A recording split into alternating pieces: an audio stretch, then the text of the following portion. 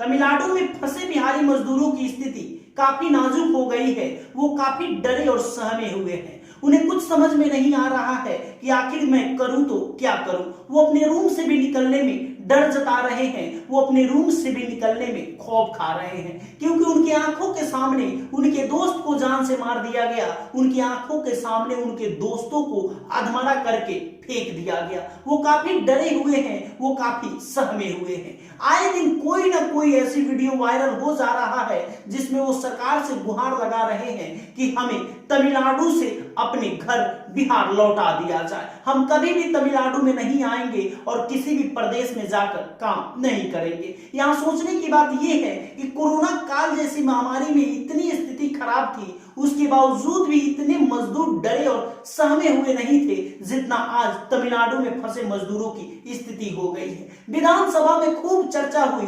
पक्ष विपक्ष में कई तरह के वाद विवाद हुआ, लेकिन उसके बावजूद भी समस्या का समाधान नहीं हुआ। उसके बावजूद भी संतुष्टजनक बातें किसी भी नेता के द्वारा नहीं कही गई जिससे वहां पे फंसे मजदूरों के चेहरे पे मुस्कान आ जाए। आखिर मजदूरों की गलती क्या है, उनका कारण क्या है, आखिर वो क्यों इतना दर्द सहते हुए भी तमिलनाडु जैसे शहर में जाते हैं जहां उन्हें पीटा जाता है, मारा जाता है, यहां तक कि उन्हें जान से मार भी दिया जाता है। उसके बावजूद भी वो अन्य प्रदेश में जाते हैं, पिटाई खाते हैं, उसके बावजूद भी वो कार्य करने के लिए ललायत रहते हैं। इसके पीछे का रीजन ये है कि बिहार में कोई भी ऐसा उद्योग नहीं है जिस उद्योग में काम करके बिहारी मजदूर अपना जीविकोपार्जन कर सके। फिलहाल बिहारी मजदूरों की स्थिति ऐसी हो गई है कि वो एकदम बेचैन है, व्याकुल है कि मैं अपने घर के लोगों से कब मिल लूं। उनके घर के लोग भी काफी बेचैन हैं कि आखिर मेरा बेटा, मेरा भाई, मेरा पति किस स्थिति में है, उसे खाना मिल रहा है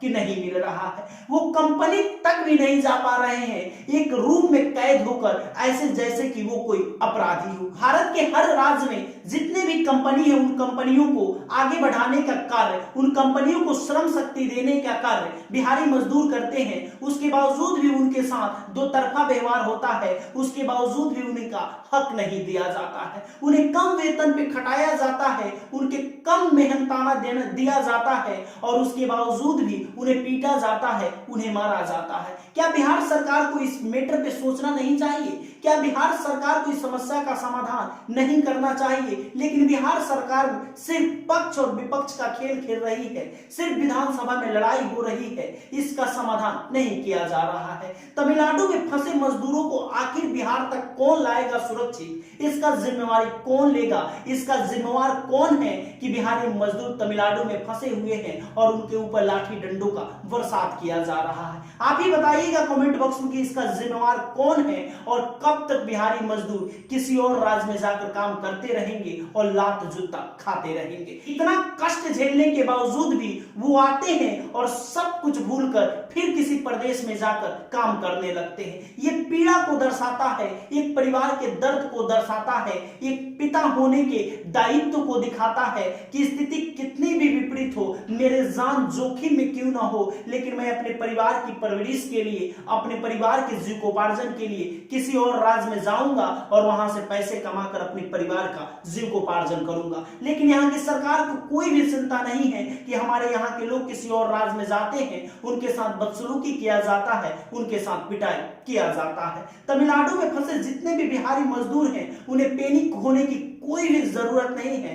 जो भी ट्रेन है जो बिहार के लिए आती है, वो सभी ट्रेन सुचारू रूप से जारी है। अगर वहां पे आपको लगता है कि स्थिति काफी खराब है तो आप लोग बिहार लौट जाइए, अपने घर लौट जाइए। इसी में भलाई है, क्योंकि बिहार सरकार आंख बंद करके तमाशा देखते रहेगी और आपके फंसने पे राजनीति होगा, आपके ऊपर राजनीति होगा, आपके पिटाई और आपके लाशों पे राजनीति होगा, लेकिन आपके समस्या का निवारण का बात कोई नहीं करेगा। यही है बिहार की दुर्दशा और सुधारने का जिम्मा हमारी है, आपकी है, हम सबकी है। हमें अपने अधिकारों की लड़ाई लड़नी पड़ेगी। जय बिहार।